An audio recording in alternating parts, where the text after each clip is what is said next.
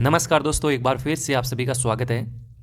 कल आपसे जो प्रश्न पूछा था कि चार बेंत कहाँ का प्रसिद्ध लोक नाटक है, तो इसका सही जवाब आप लोगों ने बिल्कुल सही लिखा, टोंक जिले को। चार बेंत कहाँ का प्रसिद्ध लोक नाटक है, टोंक जिले का, याद रखिएगा। अगला प्रश्न है कि मत्स्य संघ का नामकरण किसके द्वारा किया गया। आसान प्रश्न है, सही जवाब रहेगा के एम मुंशी जी। के एम मुंशी जी। अच्छा, इसके साथ एक छोटा सा प्रश्न ये है कि चित्तौड़ के आसपास के क्षेत्र को किस जनपद के नाम से जाना जाता है, तो सही जवाब रहेगा सीवी। सीवी, सीवी जनपद। अगला देखिए, राठौड़ वंश के राजाओं में से किसने साहस और कूटनीति के माध्यम से मंडोर पर कब्जा कर लिया और उसे अपनी राजधानी बनाया, तो इसका सही जवाब क्या होगा, राव चूड़ा। देखिए यहाँ राठौड़ वंश की बात हो रही है, तो राव चुंडा होगा इसका सही जवाब, राव चुंडा। नेक्स्ट देखिए, किस प्रकार के दुर्ग में जल से घिरे हुए होते हैं, मतलब जो जल से घिरे हुए दुर्ग जो होते हैं वो किस श्रेणी के दुर्ग कहलाते हैं, जैसे एरण दुर्ग हो गया है ना, ऐसे, तो इनको बोला जाता है ओदक दुर्ग। यार पे ने पूछा हुआ सवाल है, ओदक दुर्ग। नेक्स्ट देखिए, मच्छर, बिच्छू, लालर ये क्या है, गुरुजी मच्छर है, ये क्या है, क्या लेके आए हो, पूछे आरपीएससी ने, तो सही जवाब इसका रहेगा ये है आपकी लोकगीत। लोकगीत, याद रखिएगा, लोकगीत। नेक्स्ट देखिए, गिरियर्सन ने अपनी पुस्तक लिंग्विस्टिक सर्वे ऑफ इंडिया में राजस्थानी बोलियों को कितने समूह में विभाजित किया है, तो सही जवाब क्या रहेगा, पांच बोलियों में बांटा गया है। गिरियर्सन नाम याद रखिएगा, कई बार एग्जाम में पूछा हुआ है। निरंजनी संप्रदाय की स्थापना किसने की, तो निरंजनी संप्रदाय की स्थापना की थी संत हरिदास ने। संत हरिदास, सही जवाब रहेगा संत हरिदास।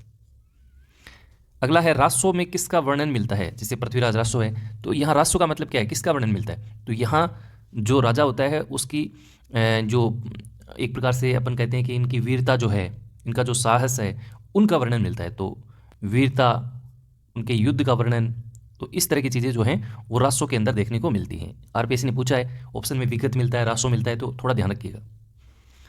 किस संत को राजस्थान का कबीर कहा जाता है, ये कल संगणक वाला जो पेपर हुआ था 2 दिन पहले, उसमें भी ये पूछा था, तो पहले आरपीएससी इसको पूछ चुका है, तो सही जवाब रहेगा दादू दयाल।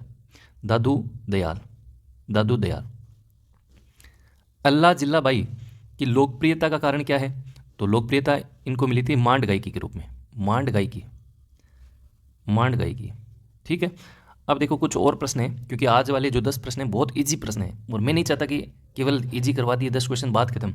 रोज़ रोज़ वीडियो बनाने का कोई उद्देश्य नहीं है। मेरा उद्देश्य ये है कि हर वीडियो से आप कुछ ना कुछ सीखें और जल्दी से अपनी जो आरपीएससी की एक सीरीज़ है वो कंप्लीट हो जाए। जितने भी सवाल आरपीएससी ने आज तक पूछे हैं फटाफट वो आपके कंप्लीट हो जाए।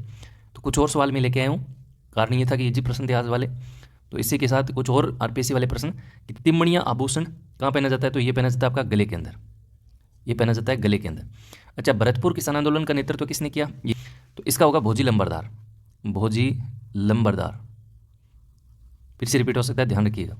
अच्छा, एक ये प्रश्न देखिए, बोहरा मुस्लिम संत, बोहरा मुस्लिम संत अब्दुल रसूल का लोकप्रिय जो मकबरा है, जिसे हम अब्दुल्ला पीर दरगाह के नाम से भी जानते हैं, वो कहाँ पे है, और पहला ऑप्शन आपके अजमेर आएगा, जबकि इसका उत्तर अजमेर नहीं है, आपको पता होगा बांसवाड़ा।